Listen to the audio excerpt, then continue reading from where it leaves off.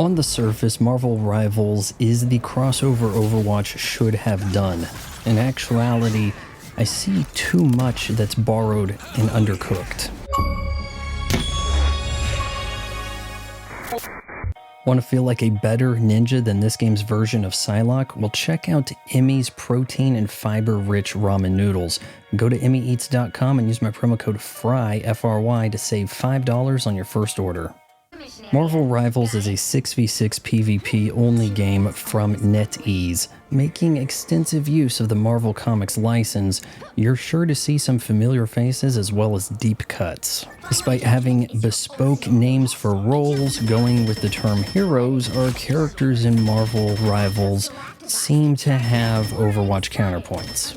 Squirrel Girl is like Junkrat, bombing mid-range. There's devastating damage from sharpshooters like Hanzo and McCree, Hawkeye and Cass. See what I did there?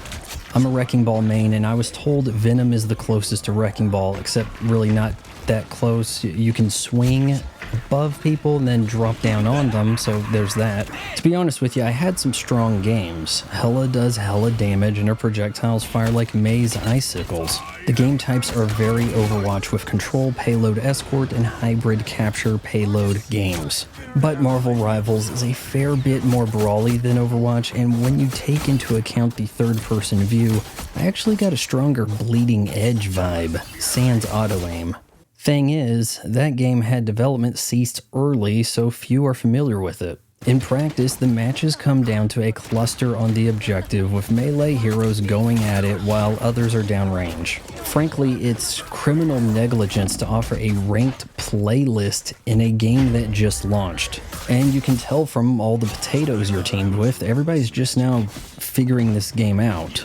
There are team synergy bonuses, but support healing is completely cracked, and in particular, I think our Rivals 1.0 MVP is Jeff the Land Shark. Jeff can instantly heal just about anybody, dive below the surface to escape while healing himself a la Venture, and has a Venture-esque shotgun-like projectile.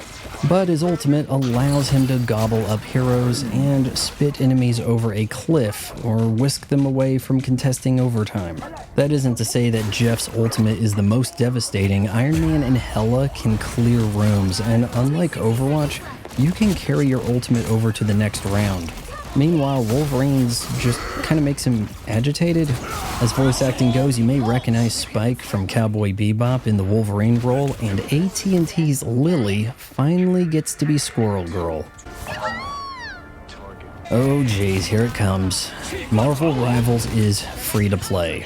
It's the sacrifice of balance and camaraderie for raw player numbers. Okay, so it's easy to find a match while the player base is going to be full of people who don't care about winning. Sure, in the first week, we're just learning, and maybe these team PvP only games need to be free to play going forward to avoid a Concord situation. Regardless, that means the revenue model is FOMO-driven skins, setting you back at least $20 a pop, and a battle pass system like anyone needs another game they have to check in on daily. But I'm not digging these visuals. It's a poor last-gen effort at making a comic book aesthetic. I haven't seen any characters or effects I actually like looking at. So despite copying and pasting Overwatch's homework, but going third person so you can see those fancy skins you bought, Matches conclude with a MVP named, but no play of the game. However, you can scope out the best plays of your respective teammates. There's a lot of work to be done with Marvel Rivals.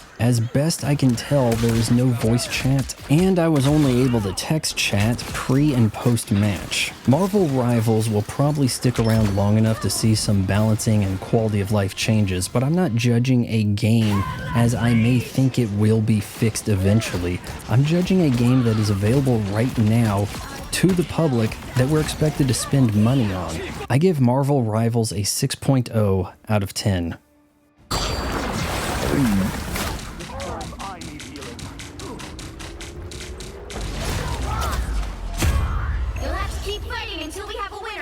So we're at the part of the video where I have to beg you to hit the subscribe button and ring that bell, because subscribe doesn't really account to anything other than YouTube might someday send me a plaque.